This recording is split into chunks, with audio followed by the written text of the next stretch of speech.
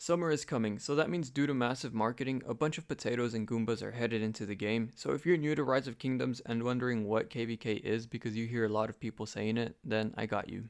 Let me explain it in the easiest way possible for said Goombas, because when people explain it, they say it in a way that's common sense for them, but not in a way that someone who is new to the game would understand. So let me see if I can do it. So first things first, KVK is kingdom versus kingdom, right? So at the beginning of the game, your kingdom shouldn't be fighting each other or anyone for that matter. All alliances should aspire for peace the entire time to allow everyone to get as strong as possible without interruption. There should be 0 enemies at the beginning of your kingdom. And you do that because your entire kingdom is going to have to team up to fight the other newbie kingdoms that are spawning around the same time as yours, and that's why you should be concerned with only growth at the start of the game. Now that that's covered, when KVK starts, you and all the fighting players of all participating kingdoms teleport to the KVK map using a random teleport or whatever, and just how your map originally looks like this, well, KVK maps are a little bit different, and I don't know in what way, but just know that it's kind of the same and the premise stays the same. And so in KVK, your kingdom might be teaming up with other kingdoms to make something called a camp. Multiple kingdoms make a camp. Anyways, each camp or kingdom starts on the edges of the map, and you guys build flags towards the objectives that are on the map, and you build towards the passes as well to enter into the next zones, getting closer to the center, because as KVK continues, they will open. And when they open, if you're next to an ally camp, then you share the zone. But if it's an enemy camp, then you guys fight for the zone, and ultimately the goal is to kick them out so you can make it to the ziggurat located in the center of the map and you capture it when it opens.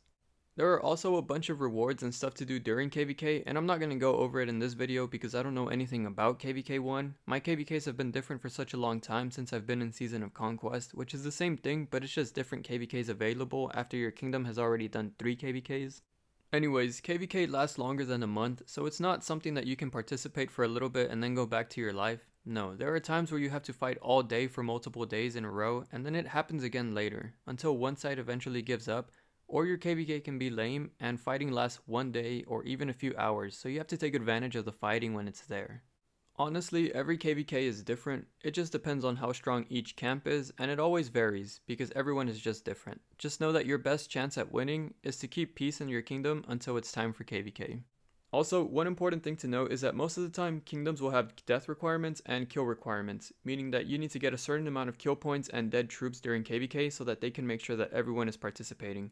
Because kingdoms just do not like dead weight, and if you ever want to migrate outside of your kingdom to go to another one, which if you stick to the game you will want to at some point, then kingdoms judge you mostly by your kills and your deaths, among many other things, so it's definitely important to grind those if you care about your account.